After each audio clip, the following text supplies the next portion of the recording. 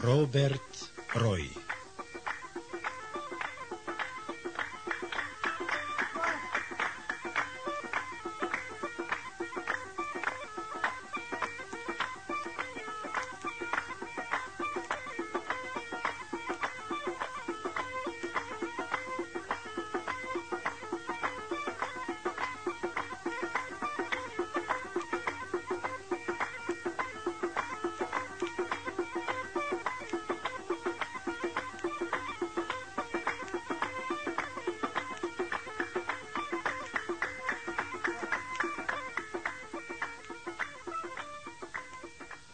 Afrika. Rok 1894. Neďaleko brehu Eduardovho jazera presekávajú sa cez buš dve postavy. Prvá, väčšia, má v ruke tangu, kosu, ktorou si Afričania kliesnia cestu. Na pleci má pušku za opaskom nôž a revolver. Druhá postava s ľahkou dvojhlavňovou puškou ide za ňou. Robert Roy. Také je meno otca i jeho najstaršieho 16-ročného syna. Na prvý pohľad vidieť, že je to otec a syn. Patria ku kolonizátorom, ktorí sem prišli loviť zver a obrábať pôdu. Vracajú sa k svojej rodine. Doma ich čaká matka a 3 súrodenci. Neboli už ďaleko od svojho zrubu, ktorý stál vedľa obydlia ich priateľa Hudsona, keď sa zrazu pred nimi myhol tieň. Postoj, zavelil otec potichu. Robert v momente stál, hoci nevedel, čo sa robí. Po chvíli otec potichučky rozhrnul krovie. Keď sa Robert pozrel, nevládal potlačiť výkrik strachu. To sa však nemalo stať. Obrovský lev k ním obrátil hlavu. Oči sa mu zlovesne leskli, hríva mu viala vo vetre. Otec odistil zbraň. Robert takisto. Čakali. Lev lenivo zavrčal, vyceril zuby a obrátil sa, ako by nikoho nebol videl. Potom zmizol v pralese. Otec, prečo tak urobil? Je nažratý, odpovedal otec, a vtedy nezabíja. Naozaj? Naozaj, veď si videl. Potom je hádam lepší než ľudia. Tí zabíjajú, aj keď im nič nechýba. Chvíľu šli potichu. Robert sa nad tým ešte zamýšľal, keď ho vyrušil radosný krik súrodencov. Za nimi sa ukázala pani Royová. Poboskala si muža a pohľadila Roberta. Deti radosne poskakovali okolo nich. Bol to pekný pohľad na rodinu spojenú láskou. Zo susedného zrubu vyšiel pán Hudson. Spokojne sa usmial. Bol rád, že sa už vrátili. Joe Hudson bol muž vysokej postavy, širokých ramien a ostrých črt tváre. Mal asi 40 rokov, no ani pri úsmeve sa mu nestratil z očí bolestný výraz, pozostatok nešťastia, pri ktorom pred pár rokmi zahynula jeho žena a 2 deti. Spriatelil sa s Hrojovcami a keď šli do Afriky, pridal sa k ním. Keď šiel Robert Roy na lov, staral sa o bezpečnosť jeho rodiny. Vitajte doma, u svojich, povedal a podal Royovi a Robertovi ruku. O chvíľu už všetci si sadali k stolu. Pozvali i pána Hudsona. Otec porozprával, ako sa cez deň mali. Keď skončil, ešte doložil. Zajtra pôjdem vziať do najbližšej osady lieky. Ty, Joe, a ty, Agata, obrátil sa k žene, pôjdete do misijnej stanice na svätú omšu. Vezmete i Franka a Agnešku, cestu už vydržia. A daj na nich pozor, Joe. Dobre, prisvedčil pán Hudson. Agata tiež ochotne prikývla. No, budete musieť vyraziť už ráno. Cesta tam i späť trvá 10 hodín. To je veľa, ocko, ozvala sa 6-ročná Mary. To je celý deň. Áno, dieťa moje, prisvedčil otec. Po večeri odišiel pán Hudson do svojho zrubu a rodina Rojovcov sa uložila na odpočínok.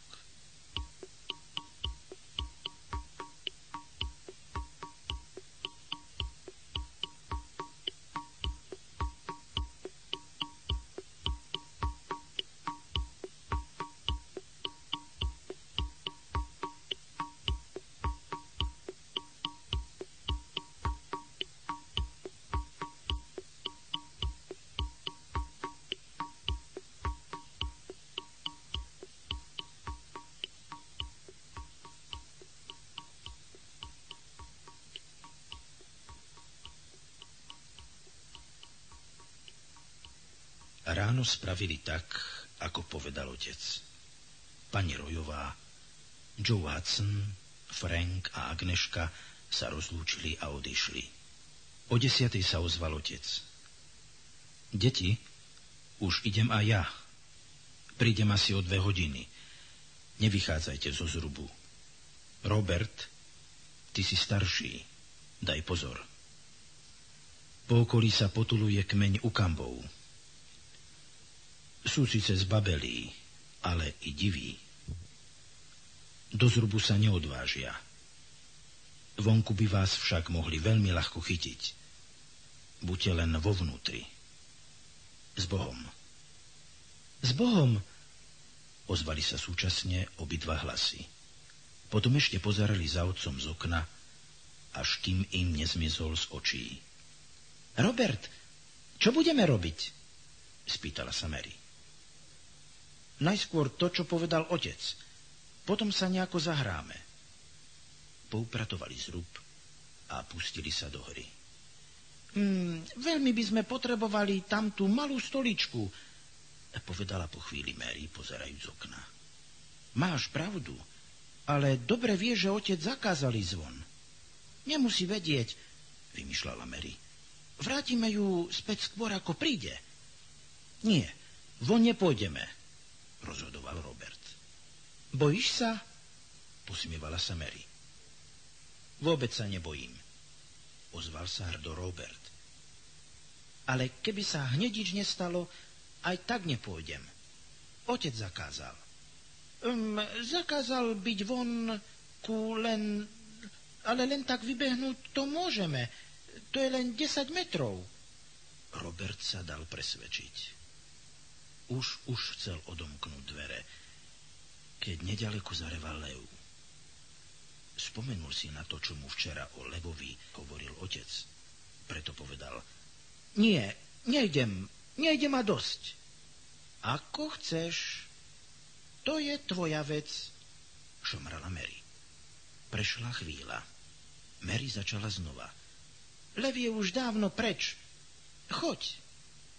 Robert nemohol zniesť, aby si Mary myslela, že sa bojí leva. Odomkol a bežal po stoličku. No nebol ani v polovici cesty, keď ho zrazu zdrapli 2 páry rúk. Začul zo pár černošských výkrikov a skôr ako mohol on zakričať, veľká dlaň mu zapchala ústa. Mary od strachu zmeravela. Vládala len otočiť kľúčom, potom si klakla k posteli a plakala.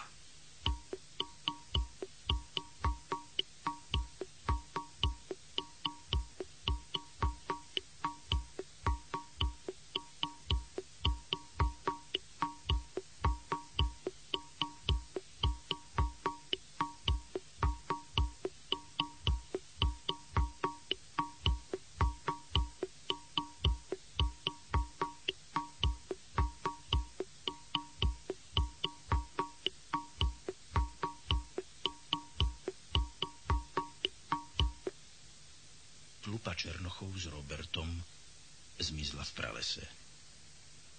Asi po polhodine prichádzal otec. Keď zbadal prevrhnutú stoličku a stopy po zápase, prenikla ho hrôza. Vošiel do zrubu a tu našiel na smrť bledu Mary s očami červenými od plaču. Mary, čo sa stalo? Porozprávala mu, ako to všetko bolo. Priznala sa, že to ona nahovorila Roberta, aby vybehol von. Vinu má i on, je starší. Nemal sa dať nahovoriť, povedal otec, pozerajúc oknom zamyslene do diaľky. Potom vyšiel von. Hľadal stopy po zápase a tie, ktoré by mu ukázali smer cesty divochov. Dlho pátral, ale nič nenašiel. Dokonale ich zahladili. Ktorým smerom mohli ísť? Rozmýšľal. V tom zbadal na zemi vreckovku. Bola to Robertova. Ach tak, teda tadiaľto. Mary, zamkni sa a čakaj, zavolal smerom ku zrubu. Kľúč zaškrípal. Otec sa pustil po stope. Bola čoraz zreteľnejšia. Čím ďalej boli ukambovia od zrubu, tým menej ju zahladzovali. Naraz mu do uší udreli zvuky bubna. Áno, už vedel. Bola to dedina Lukuli. Bývali v nej najúkrutnejší bojovníci kmeňa Ukambov. Strašný čarodejník Mugango kruto týral svoje obete. Bol to diabol v ľudskej koži. Otec vedel, že svoju obeť dnes ešte nezabijú. Ak, tak najskôr zajtra večer. Ale vedeli to, že ho budú trízniť. Pot mu zalial čelo, keď si spomenul na spôsoby, ktorými černosi mučili svojich zajacov. Teraz sa však nedalo nič robiť. Vrátil sa do zrubu. Pán Hudson a Agatha už boli doma. Neplač, prihovoril sa žene. Obrátil sa k žene i k deťom, potom vzal pušku, revolver, nôž a vyšiel zo zrubu. Joe Hudson urobil to isté. Bola už tmavá noc.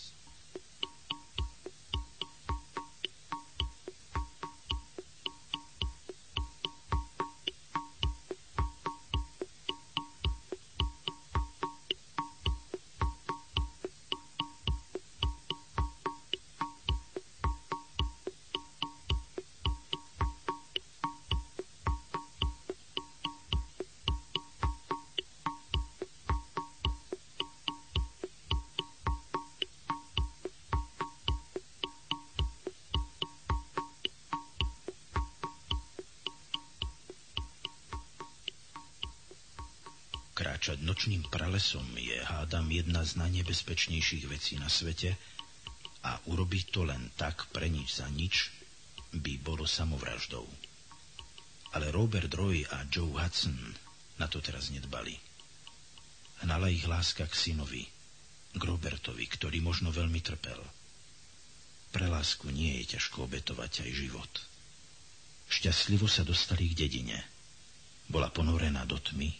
Iba v strede pod obrovským baobabom horel malý oheň. Hneď si domysleli, že zajatec bude tam. Od nízkej ohrady ich delilo sotva niekoľko krokov, keď Joe Hudson, ktorý šiel ako druhý, tlmene vykrikol a padol pod ťarchou ľudského tela. Robert Roy sa rýchlosťou blesku obrátil. V ruke držal revolver, no strieľať nemohol, ani nechcel.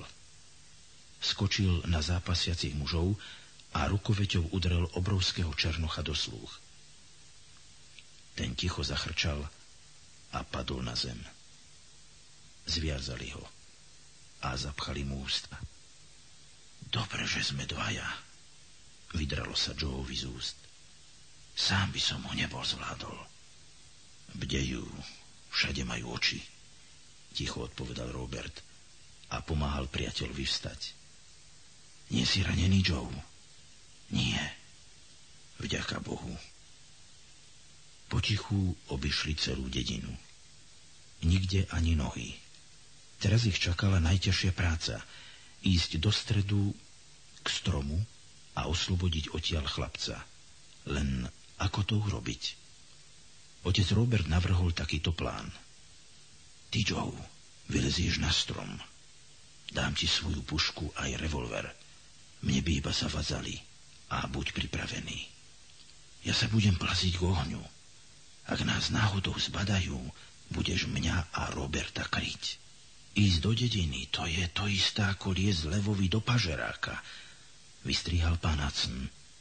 Viem, odpovedal Robert, ale ja nemôžem inak. Som otec a mám tam syna. Joe mu podal ruku. Spoľahni sa, Robert. Urobím, čo bude v mojich silách. Pustili si ruky a do tmy zazneli dve tiché s Bohom.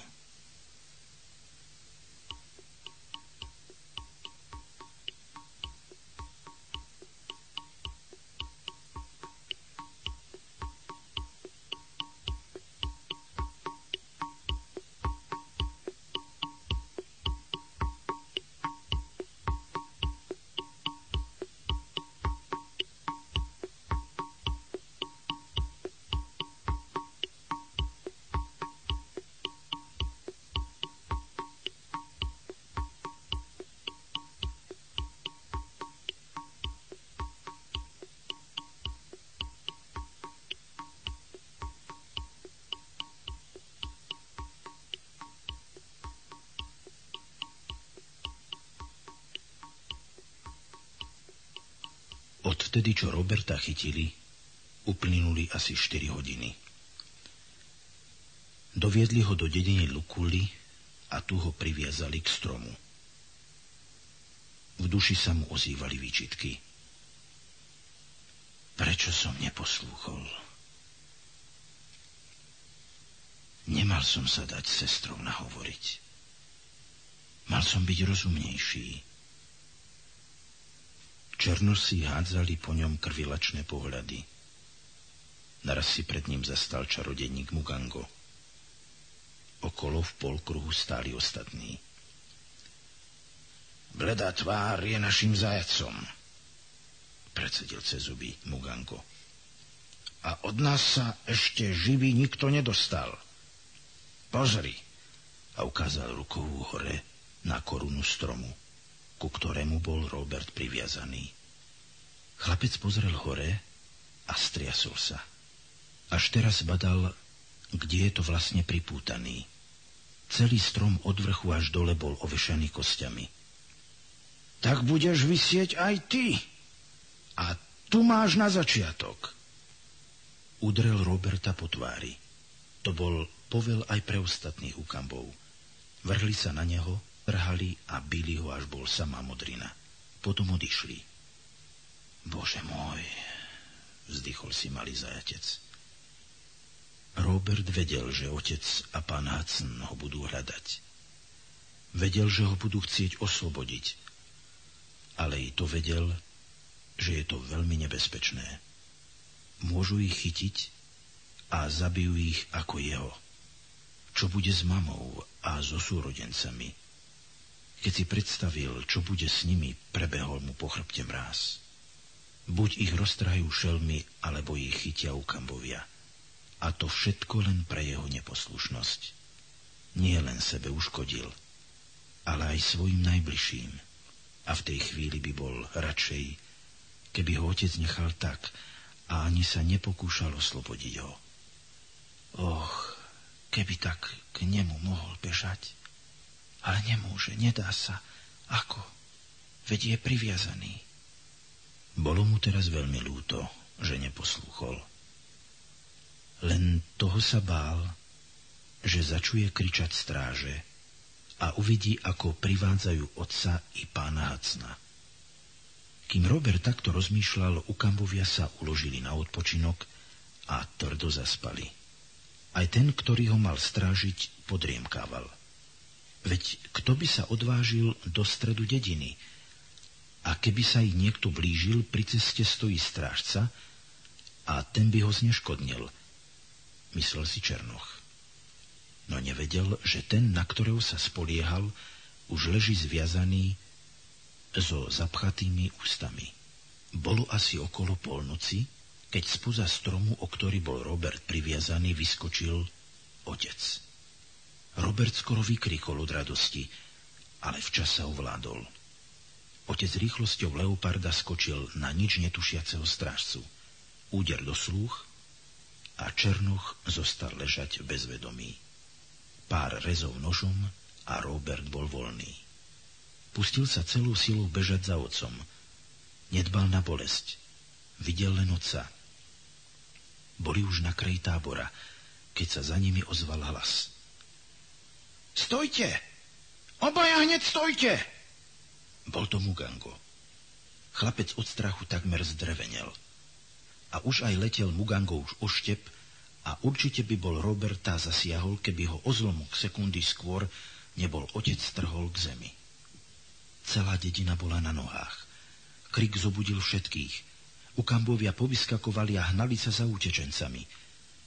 V tom sa ozvali výstrely a dvaja černosi padli na zem s prestrelenými nohami. Joe strieľal zo stromu, pokiaľ mal náboje v puške.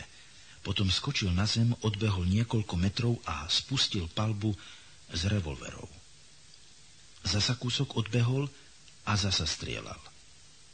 Otec a syn utekali za ním. Mugango zreval. Späť! Je ich veľa! Majú posilu! Sám sa zvrtol a utekal, ako vládal do tábora. Otec, Joe a Robert sa tiež zastavili, ale až v bezpečnej vzdialenosti od dediny. Joe Hudson podával pánu Royovi pušku a revolver. Potom sa obrátil chlapcovi. Robert, spravil si nám veľa starostí, no chvala Bohu, že sa to dobre skončilo. Robert sklonil hlavu. Všetci traja sa pobrali smerom k zrubom.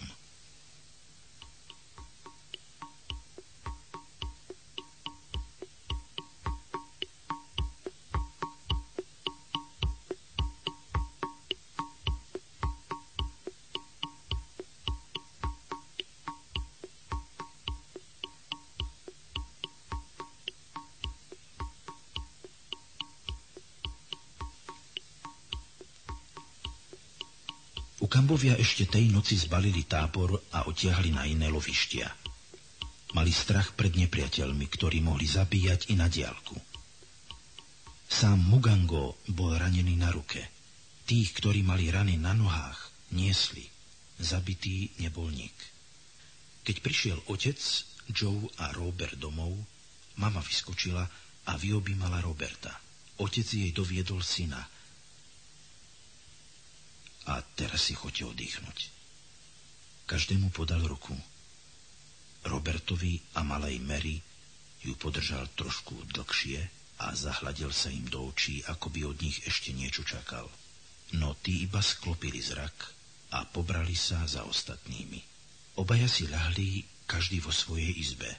Zaspať ale nemohli. Robert počul, že i Mary sa prehadzuje. Išiel k nej a povedal iba jedno slovo. Poď.